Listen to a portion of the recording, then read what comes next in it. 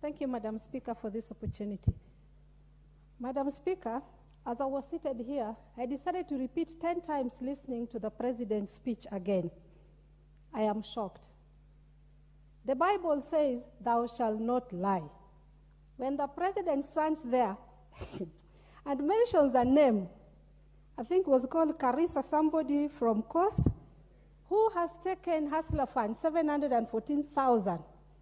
For his information and the public at large, an individual can only get between 500 shillings to 50,000. May I know how Mr. Carissa got 714,000 and reported it to his president? So it is a lie. The president has lied. I want to let you know, Mr. Osoro, in case you don't know, I see you're jittered. You can only get such figure. Honorable Fatuma, do you want to be informed by Honorable Osoro?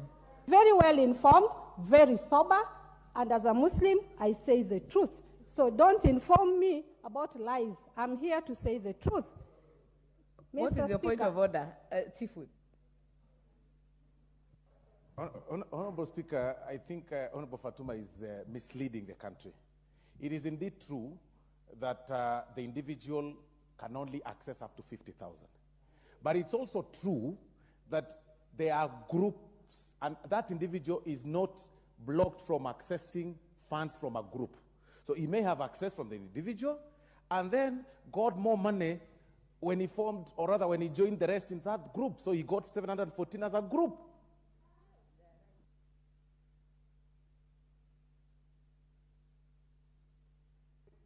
Member for Migori, is that what you meant? Madam Speaker, may I inform the House that birds of same feathers flock together. I can repeat here, Hustler Fund is under our Special Funds Accounts Committee. I speak here to inform you once more that if it was a group, there's no group called, I'll give you the exact name that your president talked of. Harrison Carissa can never be a group. That's an individual. And if it was a group, then tell your president to come back here and say it was a group, because he lied. The truth is he lied. And there are more lies. The guy has perfected his lies that these days doesn't write them or read them anymore. He has them off his head here. Mr. Speaker, what I expected Mr. President to speak more about is the cost of living.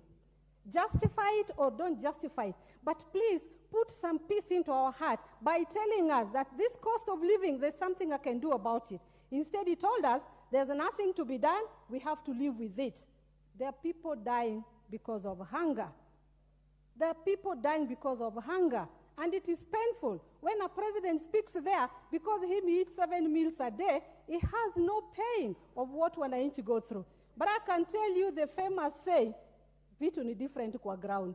I tell you, these honorable members who are speaking here cannot go home and say those things they've said here. They know vitu ni different kwa ground. It is a painful incident when you go back home and see how wananchi are suffering.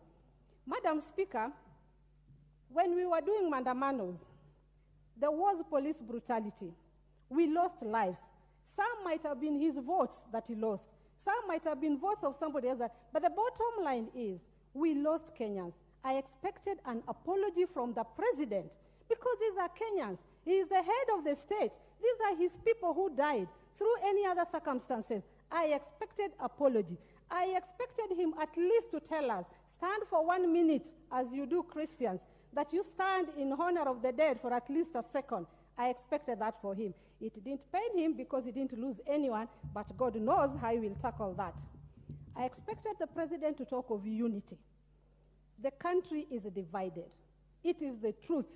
We pretend in the house here and joke. But if I meet Osoro in the field outside, I tell you, I will not shake hands with Osoro. The country is divided. It is the reality. That was just an example, and don't take it personal, Mr. Osoro. It was just an example. That as leaders in the house here, we joke and hug. But when we go outside, the country is so divided that I would not even wish my electorates to see me hugging another person. That is how divided we are. As a head of state, I expected him to give direct. Please protect me from Mr. Osoro. He's a heckler from Kenya Kwanza. Honorable Fatuma, we will maintain decorum in the House. You refer to your colleagues as honorable member for South Mugirango or Honorable Osoro. I refer to him as Honorable Osoro, but I also said he's heckling, which truly is doing. Thank you, Madam Speaker. Madam Speaker, corruption is a disease that is really killing us. Do you know how he brought it up? That misuse of funds, corruption, and any other form is not acceptable, and I will deal with it. What do you mean you will deal with it? When are you going to deal with it? You have been in state house for over 1 year. You said it in church one day that you've realized that you can make promises that can take longer, but you will not take us for granted. When you say that corruption is a disease, deal with it. The first day he came to this house, when we were just elected and he was giving his first speech, he promised here and said he's going to deal with corruption. He comes 1 year later and he tells you, I will deal with corruption. Is he trying to confirm or justify the statement he said in church to please the churchgoers that some promises do take long? Corruption, we cannot wait any longer because we are losing millions. So please, honorable members, as much as you want to celebrate your president, tell him the truth that vitu ni different kwa ground. He talked of Mama Mbogas.